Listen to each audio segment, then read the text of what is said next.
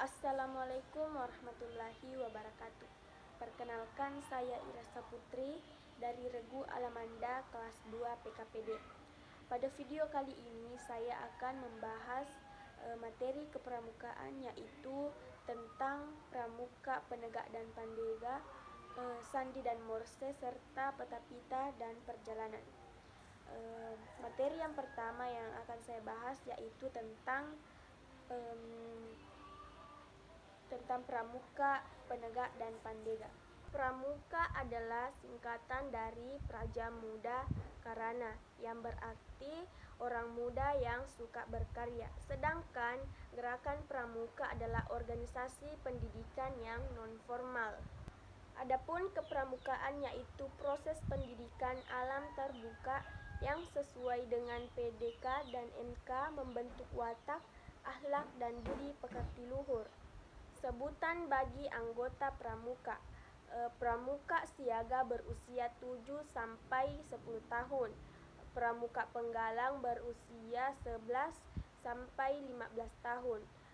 Dan pramuka penegak berusia 16 sampai 20 tahun, serta pramuka pandega berusia 21 sampai 25 tahun. Gerakan pramuka bertujuan untuk membentuk setiap pramuka agar memiliki kepribadian yang beriman, bertakwa, berakhlak mulia, berjiwa patriotik, taat hukum, disiplin, menjunjung tinggi nilai-nilai luhur bangsa, dan memiliki kecakapan hidup sebagai kader bangsa dalam menjaga dan membangun Negara Kesatuan Republik Indonesia dan mengamalkan Pancasila serta melestarikan lingkungan hidup. Pramuka penegak adalah anggota gerakan pramuka yang memasuki jenjang usia 16 sampai 20 tahun.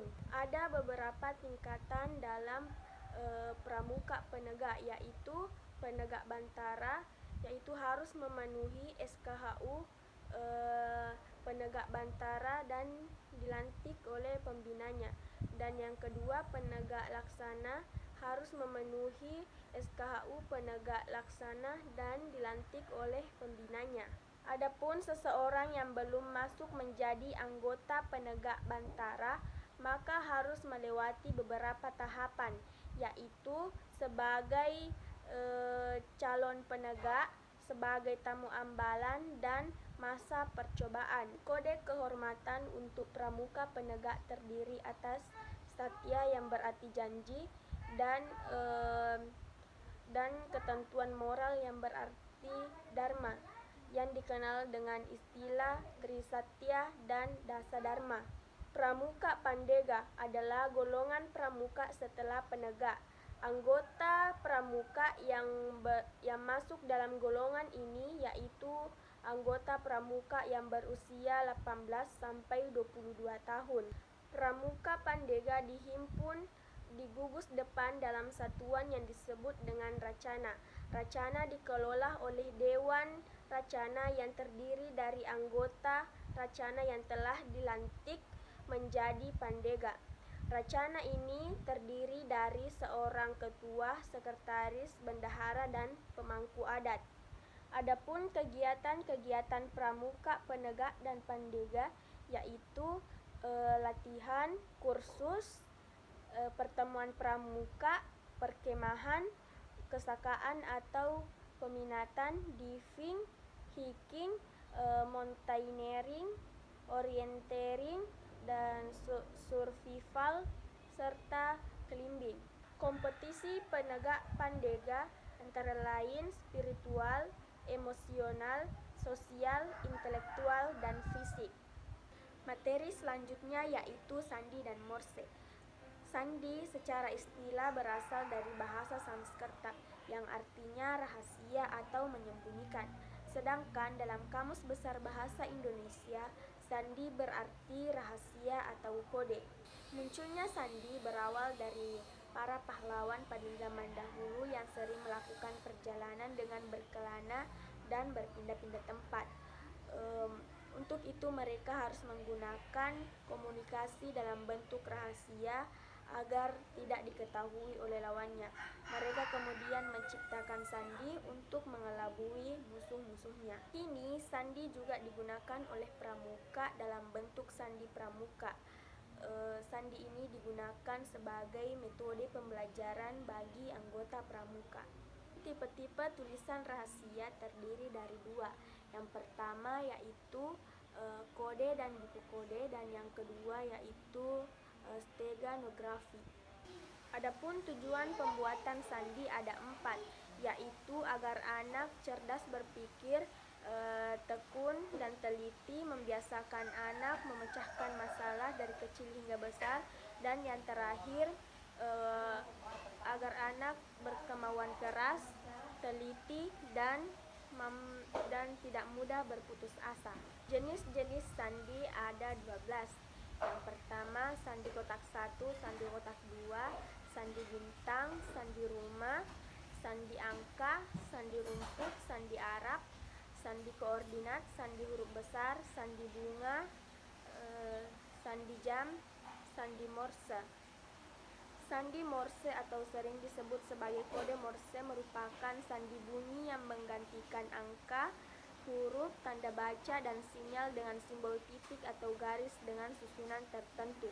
Semafor merupakan suatu cara untuk menerima dan memberi berita dengan menggunakan dua buah bendera yang berukuran 45 cm x 45 cm. Bentuk bendera merupakan gabungan dari dua buah segitiga sama kaki yang berbeda warna. Semafor ditemukan oleh Claude pada tanggal 25 Desember 1763 sampai 23 Januari 1805. Ia lahir di Boulogne, Prancis, dan dikenal sebagai sang maestro telekomunikasi pada masanya. Di Indonesia, semafor biasanya diterapkan sebagai salah satu keahlian yang harus dimiliki dalam kegiatan pramuka. Kegiatan semafor diajarkan sejak dalam level pramuka siaga dan merupakan keterampilan yang dipraktikkan pada saat perkemahan. Selanjutnya, materi terakhir yaitu tentang pita-peta dan perjalanan. Peta-pita merupakan gambaran keadaan suatu wilayah atau daerah yang dilalui pada saat penjelajahan, yang digambarkan pada kertas yang digulung seperti pita.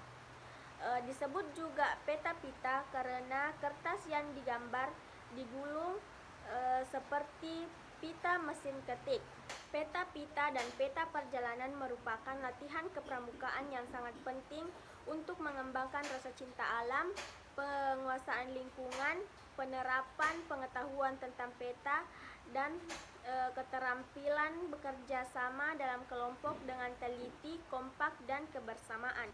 Adapun kegunaan peta pita yaitu sebagai penunjuk jalan, dokumentasi perjalanan, dan pedoman untuk membuat peta. Simbol-simbol di dalam peta yaitu sungai, jalan, jembatan, pinus, lembah, bukit, rimba, padang rumput, gereja, masjid, dan lain sebagainya. Pengukuran jarak dalam peta pita terdiri dari dua cara, yaitu menggunakan langkah kaki dan menggunakan tali. Kompas adalah salah satu alat bantu yang digunakan untuk membantu kita menentukan arah mata angin.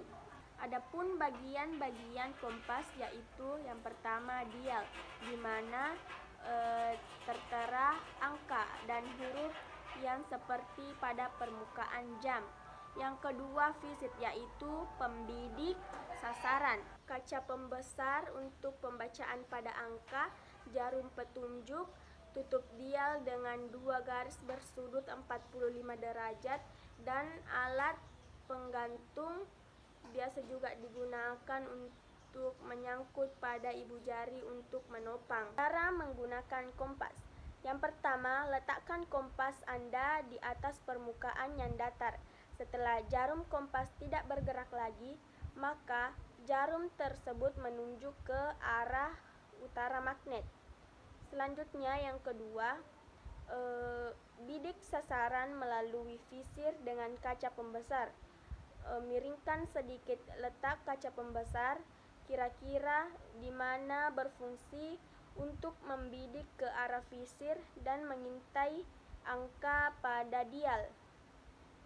Yang ketiga, apabila visir diragukan karena kurang jelas dilihat dari kaca pembesar, luruskan saja garis yang terdapat pada tutup dial ke arah visir searah dengan sasaran bidik agar mudah dilihat melalui kaca pembesar.